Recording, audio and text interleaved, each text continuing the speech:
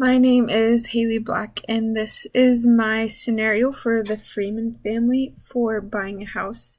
So, just a little bit about the Freemans.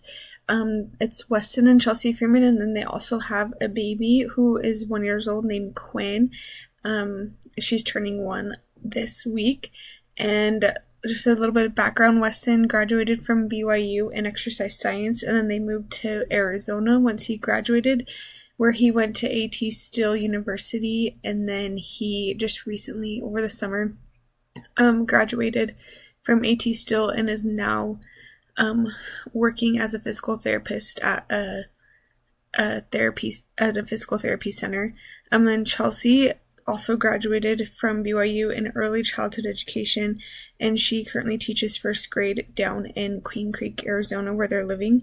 And Chelsea's mom watches Quinn during the day while they are both at work, and they're planning on adding 2 or 3 more children to their family in the future. So with Weston's job being a physical therapist, he is making pretty good money right out of school, so their monthly net income is $11,000. That's Chelsea and Weston's income combined. And they currently live in Queen Creek and really like it, and so that's where they would like to buy a home. They love the community there, and it's kind of like a small community feel, even though it's in the big city close to Phoenix.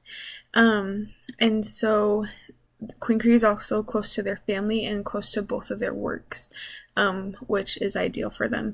And in their house, they want 3 to 4 bedrooms and 2 to 3 bathrooms. Both 4 bedrooms and 3 bathrooms would be ideal, but they are flexible. They want a big backyard for their kids to be able to play, and they really want a large kitchen and living area so that they can host family functions and have plenty of space for that. With their budget, they have $2,750 that they've budgeted for a mortgage each month. And the only difficulty with them buying a house right now is that they both have debt from their undergraduate studies, as well as Weston has debt with loans from physical therapy schooling. So that's their only holdback in buying a house. A dream home is in Queen Creek, Arizona. It's 4 bed and 4 bath, and the listing price is $515,000, and the monthly payment would be $2,450. This is a great home because it's in Queen Creek where they want to live. It's both close to both Chelsea and Weston's house, and it has the large living and kitchen area, which is what they really want in their home. The modest home is also in Queen Creek and close to their work. It's well under their budget, which is very great. It's only $1,879 a month for the mortgage and $395,000 total. And this house has a really great backyard, which is also another feature that they want in their home, and it has 3 beds, 3 baths, which is in what they want, just not on the higher end that they wanted. So the budget, they have, because Weston makes quite a bit of money in his job, they have a pretty good budget and a flexible budget, which is really nice. And although they have sufficient money for a dream home in their budget, ideally the modest home would be best for them because it gives them, as you can see here in their long and short-term saving, they're able to, with the modest home, they're able to have, they're able to put a lot of money away into savings, which is really nice. And so that's their budget. Their savings plan, with them being kind of straight out of college, and especially Weston being right out of physical therapy school, they don't have a huge down payment right now. They only can afford about 10% or $39,500 of the down payment. And so ideally they would need to save for about 2 years to get that good down payment, and the monthly, into savings, they would put $1,249 into savings so they could afford that down payment for the modest home. and the credit score and mortgage interest rate. I just noticed that as the credit score was higher, as they had a better credit score, they were able to get a lower interest rate on their monthly mortgage, which was really nice. And luckily, Chelsea and Weston have been really good at spending on their credit card, but then paying it off very quickly. And so because of that, they do have a high credit score, which is really in their favor in trying to buy a house. Their tax liability, I think the biggest thing is right down here in the total monthly tax. They can save about $2,000 by having their home because they are brought down into a lower tax bracket of only 12% instead of 22%. And they have a lower taxable income, making their tax liability lower. And then they only have to pay $4,000 in taxes rather than $6,000 in taxes. And so the home would really help with their taxes. And homeowners insurance, they would be paying about $53.15 a month or $637.80 annually, which seems like a pretty good price for homeowners insurance. Transportation, currently, they both have really great cars that are going to last for many years and that are great for having a family. Weston has a Volkswagen Jetta 2010, and because he works so close to home, he fills up about once a week, and so gas then costs him about $140 per month. And then Chelsea drives a Ford Edge, and she was recently in an accident, so that's a pretty new car within the past year or two, and so she's still making loan payments on that of $450 a month, and she works fairly close to home as well, but also does more driving even outside of work than Weston does, so she pays about $200 per month in gas.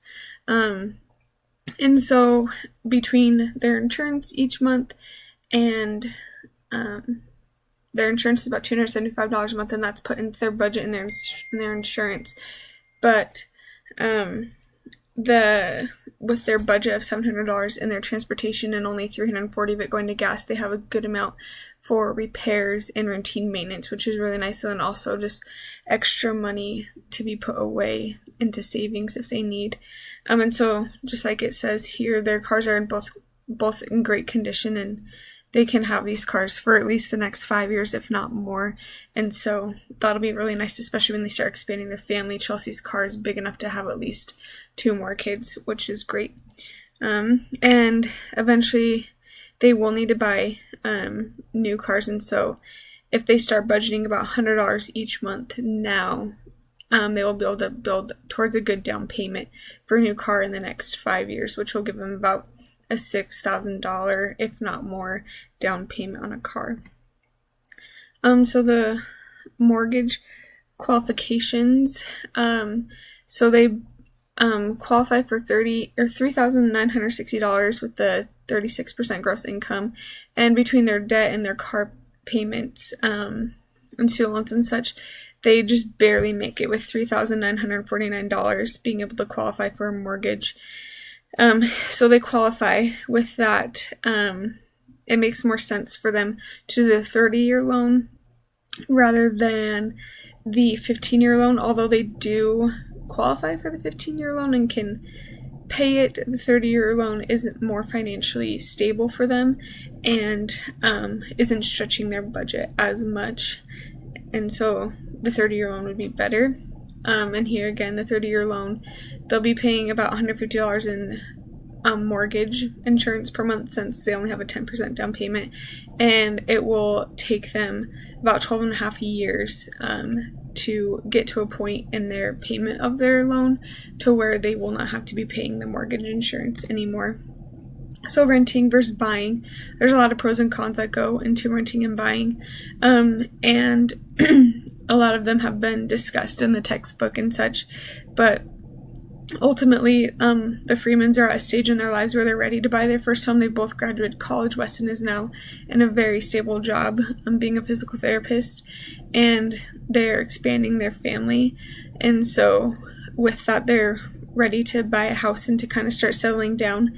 And although they're still paying off remaining loans from schooling, they'll still be able to sufficiently pay for their mortgage and be comfortable in their home. So for them right now, buying will be beneficial just because it'll give them that ownership, and it will help them in taxes, being tax deductible. They'll have a monthly payment, like unchanging monthly payment, which will be nice, and they can kind of start to do what they want in their home. So total interest paid for the modest home, for the 15-year loan, they'll pay about $149,000 in interest, and for the 30-year loan, they'll pay about $327,000 in interest.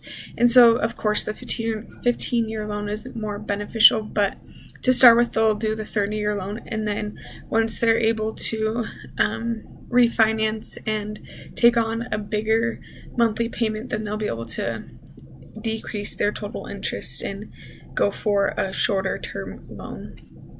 And their investment options, in this, the dream home is a better investment option because they'll after 30 years they'll have, as you can see here, over close to $2 million, versus here it's just about $1.5 million in the modest home. However, they are only planning on being in this home for about 10 years, maybe, well, depending on their situation and the growth of their family. And so, yeah, the dream home is a better investment, but because they're only going to be in this house for a shorter term, that investment won't be as big of an impact, and then once they get into another home, then it'll be more important. So ultimately the decision is to have them buy the modest home, as it's the best housing option for them. And just a couple things that they can do differently or keep doing for when they buy their next home is to just be able to have a larger down payment. That'd be the ideal for their next home, so that they won't have to be paying as much mortgage insurance, if any at all, and they'll be able to get better rates, have a lower monthly payment.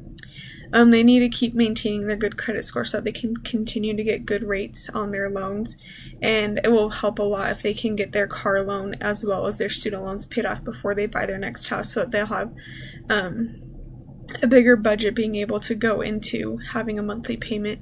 And that is it for the Freeman family scenario and their house buying situation.